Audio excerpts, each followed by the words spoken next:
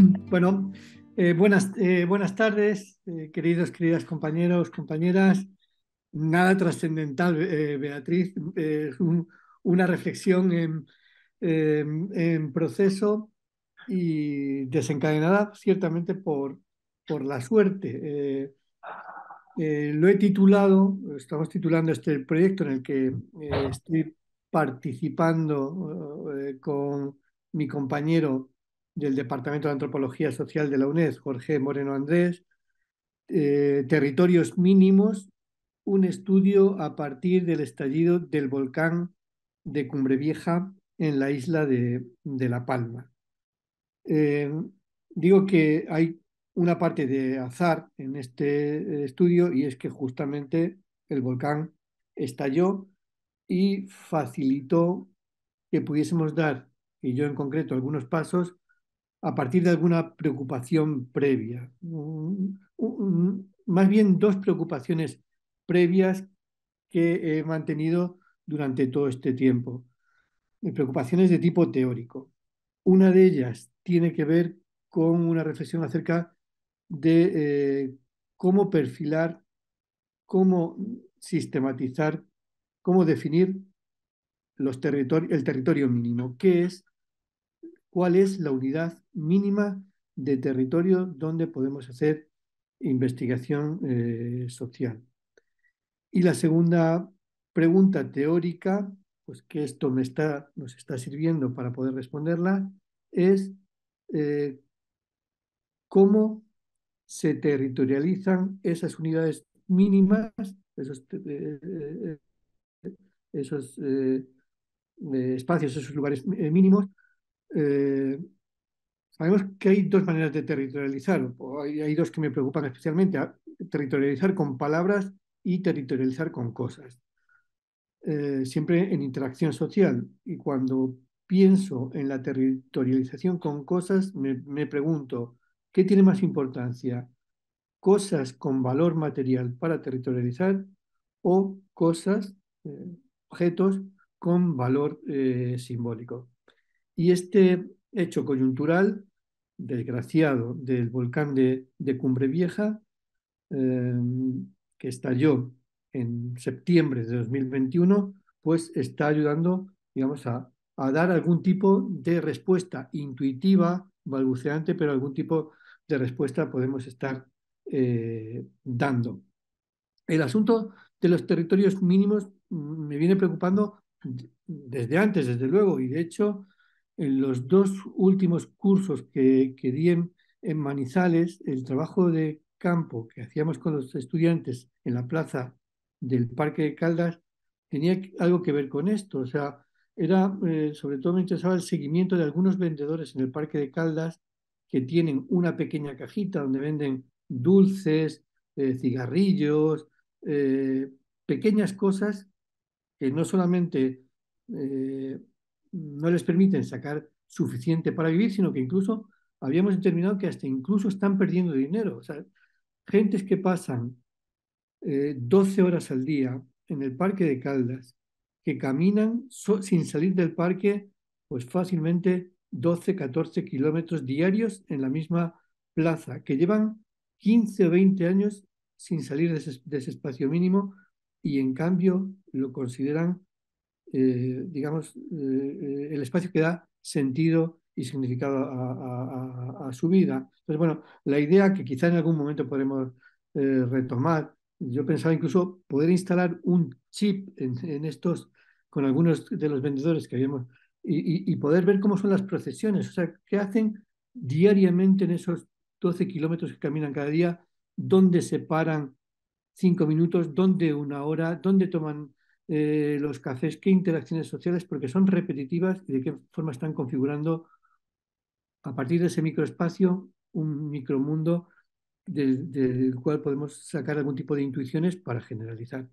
Bueno, digo que esta era una preocupación que tenía desde tiempo, pero la circunstancia de lo que sucedió con el volcán de Cumbre Vieja me ha permitido encontrar otro espacio, digamos, donde poder hacer trabajo de campo continuado para dar respuesta a esas inquietudes que tenía. De alguna manera, buscar lo que estoy llamando esta la unidad territorial mínima, pues quiero llegar a dilucidar, a establecer algo similar con la inmensa distancia que hay. Claro, algo similar a lo que había hecho Lévi-Strauss cuando definió la unidad mínima del parentesco. O sea, iba desde lo más grande, o sea, Lévi-Strauss hablaba de unidades grandes de parentesco, los linajes, otras más pequeñas, los clanes, otras más pequeñas que eran las familias extensas, otras más pequeñas que eran las unidades familiares poliándricas o poligínicas, otras las familias nucleares y finalmente él establecía como el átomo de parentesco, la unidad mínima de parentesco, la pareja, es la unidad mínima del parentesco. Entonces, de igual modo, pues yo quería pensar, bueno, tenemos y pensamos, sobre todo en el momento actual, en espacios territoriales muy amplios, hasta pues hay estudios del territorio mundo, ¿no? Eh, con implicaciones ideológicas de acción global sobre el mundo. Tenemos unidades territoriales amplísimas pero más pequeñas, como pueden ser los continentes, que no son producto de una elaboración geográfica y teórica solamente de Occidente. Sabemos que en la América prehispánica se hablaba de Abya como un territorio definido. Podemos hablar de otros territorios más pequeños, los países, las comarcas, las regiones, los pueblos, las ciudades, las veredas, los barrios, y así vamos yendo a unidades cada vez más pequeñas, la calle dentro del barrio, y finalmente recalamos en la casa que la estoy, digamos, con la que estoy jugando ahora para definir la unidad territorial mínima. Hay gente que puede decir que incluso dentro de la casa puede haber unidades territoriales aún más pequeñas. Pues, por ejemplo, dentro de la casa el dormitorio podría definirse como una unidad territorial aún más pequeña para muchas gentes, no muchas, pero algunas gentes que sabemos que hacen toda su vida en un dormitorio. Hay casos famosos, digamos, y cómo territorializan ese espacio llamado dormitorio en el que está todo al lado de la cama, pero claro, siempre tiene que haber alguien que venga de fuera de la cocina y que les lleve provisión alimenticia, con lo cual no es exactamente un territorio desligado del resto de la casa. Bueno, vamos sabiendo esto, pues estoy pensando en cómo entender la casa como unidad territorial mínima. Y digo que esto me ha ayudado a definirlo y a saber cómo se territorializa ese espacio que es la casa, lo que sucedió en el volcán de Cumbre Vieja. Este es un volcán que, como os decía, estalló en septiembre del 21 y que la gente de la isla de La Palma es la isla más occidental de las Islas Canarias. Es una isla muy pequeña, pero muy verde al mismo tiempo. Es la más verde de todas, aunque es muy, muy volcánica. Es muy verde. Se conoce como la Isla Bonita, porque digamos, la más espectacular en todos los sentidos. Y la que ha tenido más volcanes en los últimos tiempos. De hecho, en los últimos 100 años este era el tercer volcán que estallaba. Había estallado el volcán de San Juan en 1949, el volcán Teneguía en 1971 y ahora este. Pero sucedía que la población de la isla estaba muy acostumbrada a los volcanes amables, que es como los llamaban. Había sido el San Juan y el Teneguía, habían sido volcanes amables, no afectaron, por supuesto, ni a personas ni a viviendas. O sea, el flujo de lava fue por zonas completamente deshabitadas y estériles, y la gente pues asistió a los estallidos como si se tratase de un espectáculo emocionante y bello de la naturaleza, incluso con connotaciones positivas. El volcán de Teneguía del 71 incluso cambió para mejor digamos, la extensión oficial de España, porque el volcán le ganó unos cuantos kilómetros cuadrados al mar. La gente iba, pues, después de trabajar, a sentarse, a ver correr la lava, como ya digo, como un espectáculo hermoso.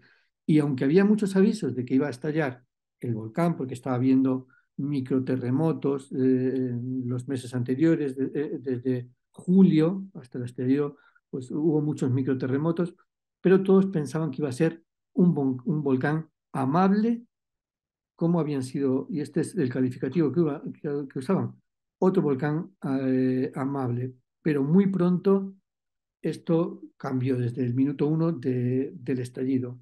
No fue un volcán amable y desde el minuto uno se empezó a hablar del volcán como el cabrón, el hijo de puta, o sea, todo palabras fuertes para definir el, el volcán. Y comenzó a arrasar casas, comenzó a transmitir, porque digamos, eh, las coladas fueron por zonas muy habitadas y por zonas también muy vinculadas al cultivo de plátanos, o sea, tanto viviendas como la base de la subsistencia principal de la isla, que son las plataneras. Por ahí corrieron las principales coladas de lava con distinta intensidad y con una fuerza de gases inusitada, lo que llevó a, eh, a que las autoridades determinasen desde el minuto uno que una zona de más de 5.000 casas eh, eh, fuese inmediatamente, la población tuviese que abandonar inmediatamente sus casas y sus terrenos de cultivo, fueron asentados como refugiados, digamos, en pueblos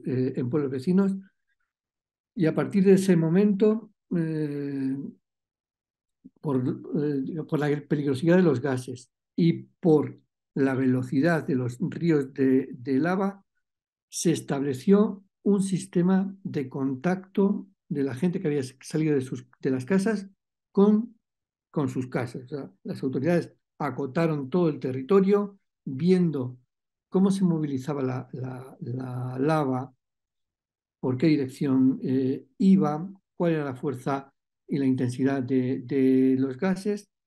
Eh, Generaban cada día un código QR que se enviaba a los vecinos. En esos QRs determinaban usted, con este QR podrá acceder a su casa durante una hora y podrá sacar lo que usted pueda y quiera en esa hora. En otros sitios, digamos, si la velocidad era más lenta, el QR determinaba que pudiesen recoger lo que pudiesen de sus casas en 3 horas, a veces hasta 4 horas. Y de ahí los retiraban y a veces ya no había más posibilidad porque ya el volcán se tragaba la casa. En otros casos, pues al día siguiente, a los 2 días, cuando no había intensidad de acción maléfica de los gases, decían, bueno, pueden volver, pero solamente una hora. De tal manera que hemos podido recopilar, y esto, digamos, para el trabajo es lo interesante, hemos podido ir recopilando qué cosas coge la gente de sus casas cuando le dan solamente una hora, o que pueden recoger si les dan 5 horas. Normalmente eran 2 personas, a veces había apoyo de algunos militares que acompañaban, otras veces iban ellos solos.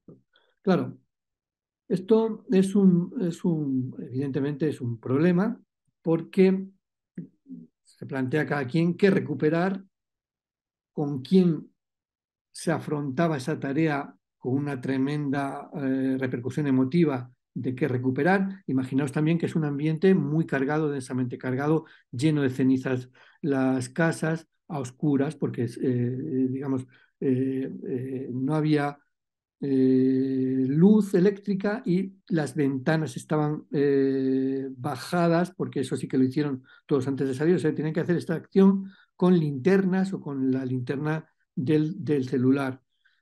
Eso se preguntaba, luego después también se preguntaron y tuvieron que resolver de dónde llevar las cosas que iban recuperando. ¿Qué problemas se les planteaba para rescatar cosas? Primero, bueno, cómo negociar eh, la, digamos, cumplir exactamente la norma del permiso. O sea, los especialistas decían, los gases pueden poner en peligro no más de 1 hora. Están los militares, está la Guardia Civil. Bueno, ¿cómo se manejaba los permisos? Eh, la desorientación. O sea, las personas, aunque han vivido toda su vida en sus casas, cuando llegaban a esta situación, se sentían completamente desorientadas. O sea, muchas veces, a veces nos han mandado alguna fotografía de las pisadas por la casa, porque las casas estaban llenas de ceniza, finalmente, aunque tenían, pues estaba muy cerrada, pero finalmente se acaban llenando de ceniza, y las pisadas, pues que dan la sensación de desconcierto, no saber en ese poco tiempo que le dan 1 hora o 2 horas, desconcierto de dónde ir. El miedo que paraliza, porque no solamente paraliza la emoción, sino el miedo, porque efectivamente están viendo que la lava está pues apenas a unos metros y ese miedo también paraliza. Además, como digo, la emoción. Muchos formalizaron una estrategia que la formulaban de la siguiente manera con sus familiares que tenían casas también cerca.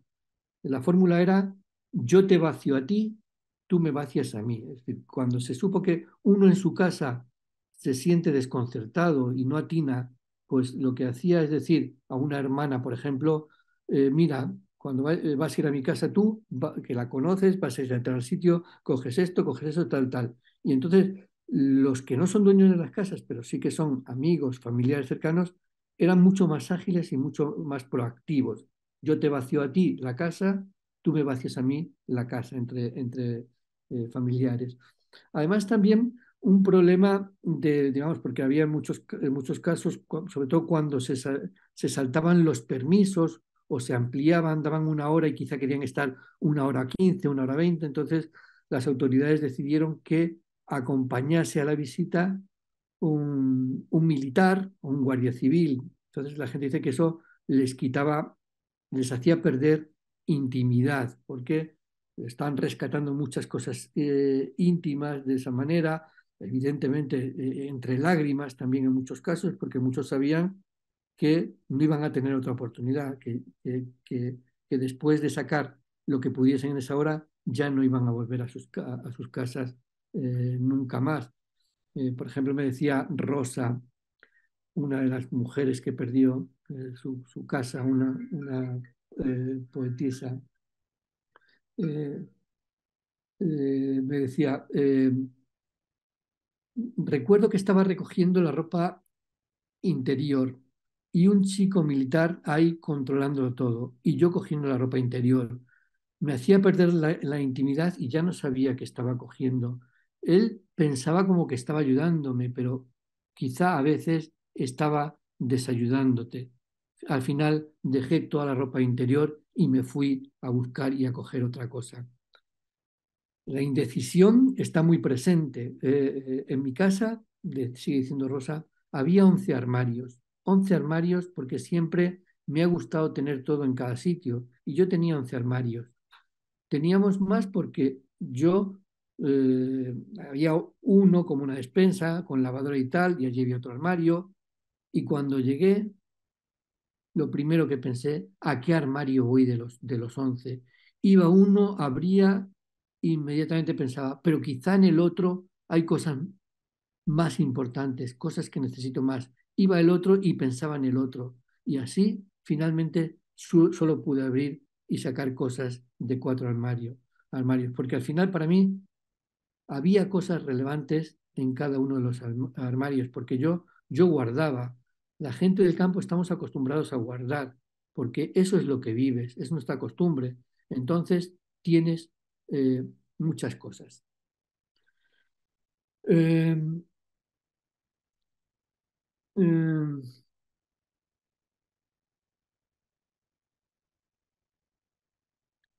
Esta misma Rosa decía que además tenía una opinión se basaba en esta idea de los antiguos volcanes amables.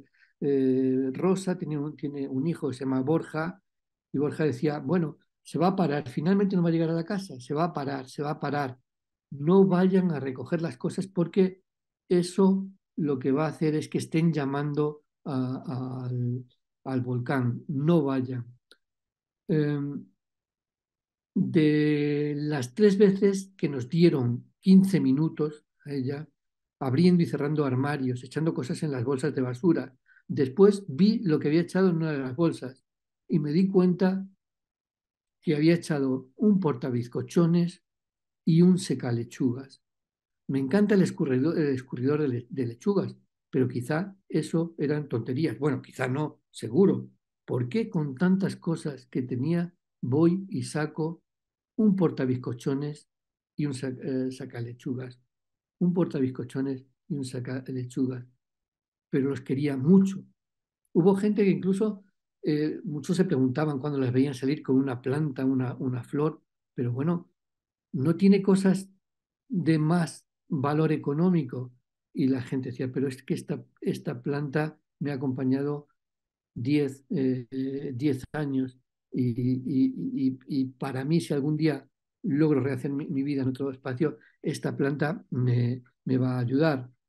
O, por ejemplo, otras pequeñas cosas, los patines de su hijo y dejando pues, ese tiempo, o sea, en ir al sótano a buscar los patines de su hijo, pues gastó 10 minutos, que eran la cuarta, la quinta parte del total del tiempo que iba a disponer para unos patines. En cambio, dejó perder pues electrodomésticos que podía haber sacado. De hecho, los electrodomésticos no se sacaron casi nunca. Bueno, sí es verdad que son más pesados, pero siempre había este apoyo que digo de los militares. Eh, Se buscó, siempre nos lo comentaban, cosas que supongan algún tipo de anclaje con el pasado. Por ejemplo, la historia eh, emocional de esta unidad territorial mínima, que es la casa, la historia de la casa, pues desde luego con las escrituras, sí, pero también con lo que hay dentro, la historia, la familia, las fotos familiares. Primero comencé a elegir fotos, nos decía otro informante, porque había muchas fotos de todos los viajes, de toda la vida de la familia, de montones de sitios. Las iba viendo rápido, pero al final decidí echarlas todas. Todos los álbumes de fotos que tenía los eché, aunque yo sé que las había tenido mucho tiempo, todos los álbumes, y que nunca las veía. Pero digo, quizá, tal vez, ahora sí las vamos a ver cuando podamos tener otra casa. O tal vez esto va a ser más importante para mis hijos, aunque no valga que si les llevo el frigorífico o la televisión. En el alto del armario estaban las cartas nuestras. Las cartas nuestras son las cartas de noviazgo de ella y su marido, nuestras cartas de amor. Eso no sé si las sacamos. Yo pienso que sí, pero como hay todavía tantas cosas en bolsas, porque después de sacarlo, claro, tuvieron que meterlo en camiones y llevarlos a algún desván donde están todavía. O sea, muchos no saben ni siquiera lo que han sacado. ¿Eh? No sé si las sacamos, como hay todavía tantas cosas en bolsas que no sabemos qué habrá. Las mías estaban en un sitio y las de mi marido en otro. Quizá las hemos perdido todas, o quizá unas sí y otras no. Eso sí me da curiosidad, ver si las tenemos o ver por lo menos si quedan las mías o si quedan las suyas. José Carlos nos decía, por ejemplo, los muebles los perdí todos, completo. Salvé solo las camas, porque en algún sitio pensaba que tendría que dormir. Decía mi mujer, saquen las camas para tener por lo menos un colchón donde quedarnos. Y sacamos las camas, sacamos la poca ropa que teníamos, porque estuvimos esperando mucho tiempo, no nos dejaban entrar. Llegábamos y nos decían, ahora ya no pueden por los gases. Yo tenía colecciones importantes, algunas que me habían costado mucho, pero mucho, mucho dinero. 30 años coleccionando trenes eléctricos, 20 años coleccionando navajas. Las navajas, algunas las salvé, no todas, pero una parte, porque cuando las cogí en la mano, cuando estaban los voluntarios de los bomberos de las Palmas ayudándonos en la casa, ellos me levantaron una cajita que había allí y me dicen, ¿se la llevamos? Me quedé así y dije, llévatela, porque me decidí. Pero sí, los trenes no. ¿Por qué no sacaría yo los trenes? Tal vez pensaba que para la nueva vida los trenes no me iban a ser importantes. Y me fui buscando los cuadros que había, los cuadros que había en el portal de mi madre, de mi abuela, de la mamá de mi mamá. Mi mujer es más desprendida que yo para las cosas, pero lo primero que sacó fueron las fotografías. Las dos gavetas de fotos fue lo primero que sacó. Cogió las dos gavetas íntegras y las metió dentro del coche. Fue lo primero que sacó. Muchos recuerdos. Quizás nos van a pesar tantos recuerdos, pero son necesarios. Si tenemos que hacer casa nueva, tenemos que alimentarla con los recuerdos. Y digo, ¿cuándo miraré eso otra vez? No me atrevo. Está en casa de mi madre, pero no me atrevo. La casa de mi madre es gigantesca. Igual, Juan Carlos eh, tenía gallos de pelea. Bueno, hay una cuestión excéntrica en La Palma, es curioso. Por ejemplo, en las Islas Canarias están prohibidas las corridas de toros, pero es el único lugar de España donde están permitidas las riñas de gallos. Y hay familias pues, que tienen gallos de riña, gallos de pelea. Este tenía muchos gallos, ¿no? Porque se dedican también a eso, de Juan Carlos. Los gallos los teníamos en mi casa. Sacamos poca cantidad, no mucho, pero sí. Matamos porque yo no iba a dejar que el volcán los matara a mis gallos. Estaba el Seprona allí diciendo que había que sacarlos todos, pero ¿cómo voy a sacar todos si las jaulas grandes no las podía sacar? Había como 50 gallos, mis 50 gallos, toda mi vida con ellos. Sacamos 25. No sé cómo pensé, este sí, este no, este sí, este no. Quizá saqué a los más jóvenes y los otros los mató mi hijo, con dolor de mi hijo porque los mataba, porque no iba a dejar que el volcán los matara. Antes los mato yo, dijo. Este era un problema y, digamos, lo que está claro es que fueron rescatando. Hay una casuística muy diversa, pero desde luego hay preeminencia. Bueno, hay algo material que se rescata, evidentemente, como digo, las escrituras, o si hay un lugar donde tienen escondido plata en metálico o joyas, eso lo sacan, evidentemente. Pero después de estas cosas evidentes, lo más importante es lo que tiene valor sentimental.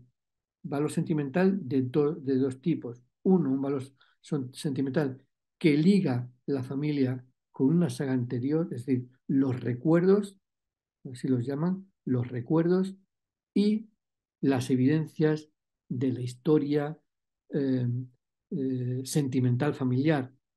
No solamente la historia de la pareja, sino también, cuando hablo de historia sentimental, me refiero también de toda la familia. Pequeñas cositas o cosas que habían hecho gracia, pues esto, un artefacto culinario, el portabizcochones, que es algo que no cuesta ni 4 euros y que gastaron 2, 3 minutos en buscarlo y el sacar lechugas, pero porque hay algún tipo de complicidades, de guiños domésticos que remiten al valor de estas pequeñas cosas. después de sacar las cosas, claro, no tenían casa. La mayoría sigue todavía, han pasado ya 1 año y 3 meses desde que estalló el volcán, han pasado 8 meses desde que se extinguió el volcán, pero la gente sigue sin casa y las cosas que rescataron pues están todavía guardados y con el paso del tiempo y por la manera de hacer el rescate no se recuerda lo que se rescató. No sé lo que tengo guardado. Uno de estos días que pasó, le digo a mi mujer, vamos a tener que comprar una mesa de noche para llevar al apartamento que han alquilado. Y bajo abajo. Me dio por bajar las escaleras y abrir algún sótano donde lo tienen guardado. Y veo asomando unas patas y digo, coño, esto me parece una mesa de noche. Pues me dio un shock de encontrar la mesa de noche hasta con los calzoncillos míos y los calcetines guindados de la puerta asomando, porque lo sacamos así, por ahí, para afuera. Y cuando lo vi, ver la mesa de noche me encantó. Me alegró ver aquella mesa de noche. No sé por qué, pero esas cosas son muchos recuerdos que hasta una simple mesa de noche, cuando la ves, dices, hay algo tuyo todavía que puedes poner en, en otro lugar. Eh, bueno, resumo, estamos trabajando con este tipo de testimonios. Ya digo, es diferente 1 hora que 3 horas, que en 3 momentos. Entonces, pues sí que nos puede dar una idea de cómo se va pensando en territorializar una nueva casa a partir de cosas que había en la casa perdida. Y hay una cuestión interesante en la que tenemos que pensar más, pero que también, pues bueno, la dejo aquí lanzada para que podamos comentar ahora en cualquier momento.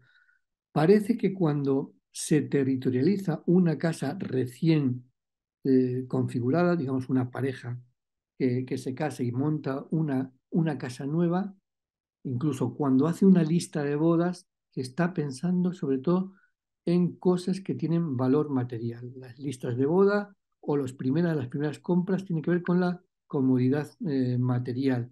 Eh, Cama, artefactos que hacen la vida un poco más cómodo, electrodomésticos, aparatos de todo tipo, sillones, este tipo de cosas.